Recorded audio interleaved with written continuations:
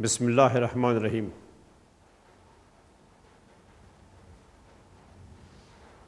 د خدای تعالی ډېر د شکران ځای دی چې د افغانستان خلکو په خپل ډېر وسیع او لوی اشتراک او ګډون دا ثابته کړه چې افغانان په هر ډګر کې د استعداد او د لیاقت خاوندان دي. د نن په انتخابات کې د افغانانو ګډون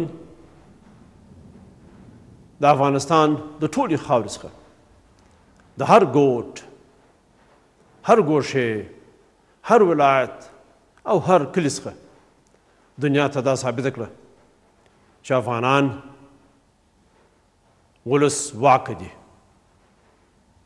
د خپل اختیار خاوندان دي، آزاد منشي دي او د لوی سیاسي بصیرت خاوندان دي.